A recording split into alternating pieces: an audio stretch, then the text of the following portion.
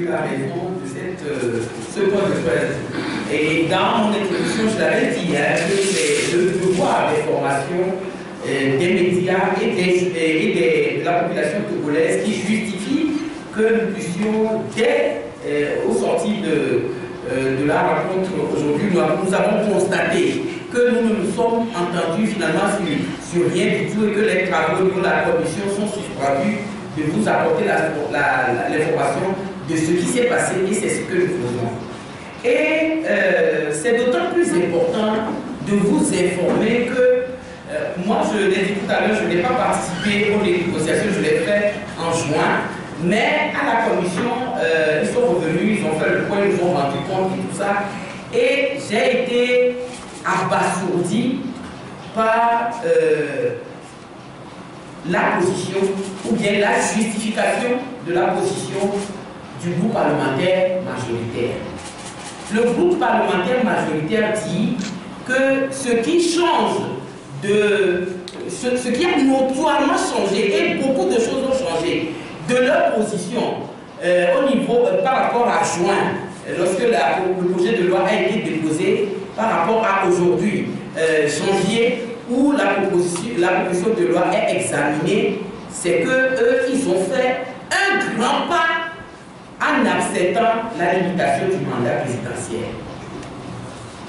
Alors, j'étais ébahi, je dis, ah bon? C'est maintenant que vous acceptez la limitation du mandat présidentiel. Moi, je croyais que ça avait été fait depuis 2006 dans la PG. C'est ça la position, leur position, que le fait que nous acceptions, nous demandons que les compteurs soient mis à zéro et que nous réclamons pour le candidat Fort Nassingé 2 mandats en plus en rejetant la proposition médiane dont vous voulez parler, c'est un grand pas parce que nous avons accepté le principe de la limitation du mandat. Alors, vous voyez que il faut que cela soit clair dans notre tête parce que les réformes dont nous parlons, nous tirons argument de ces réformes-là de l'APG que nous avons tous signé. Et dans le point 3.2 de l'APG, la limitation du mandat présidentiel fait partie des points sur lesquels devraient entre autres porter les réformes.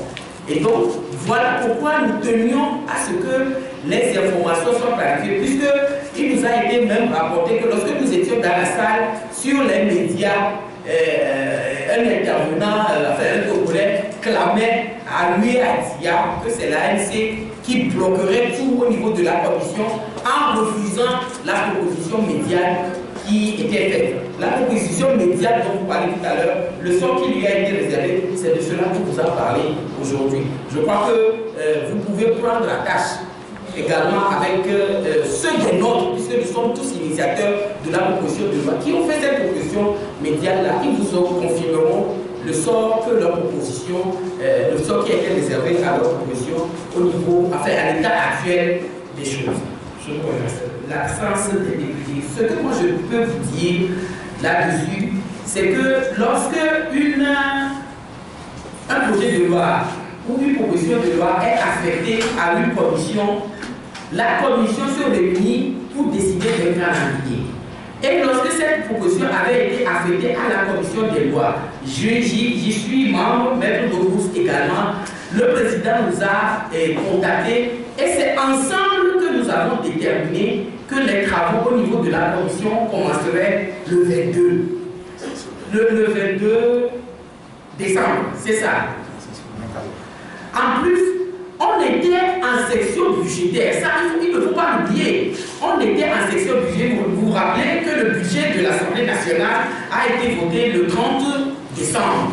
Nous étions en pleine session budgétaire, la commission des finances était en train de travailler et au moment où la loi a été affectée, et donc ensemble avec le président, nous avons déterminé que les travaux commenceraient le 22. Et à supposer même qu'un député soit absent, notre règlement intérieur le permet et permet au député absent de déposer sa procuration pour un autre député. Donc, on ne peut pas justifier de l'absence, supposée absence de députés de la commission des lois pour dire que c'est ça qui a fait que les travaux n'ont pas pu fonctionner. Dans tous les cas, les travaux au niveau de la commission auraient pu commencer le 8 juin ou bien dès le lendemain du dépôt de la proposition de loi, le 20 novembre, que je ne crois pas que les choses auraient changé. Ce qui s'est passé ces 3 derniers jours aurait été différent si nous avions commencé les travaux en commission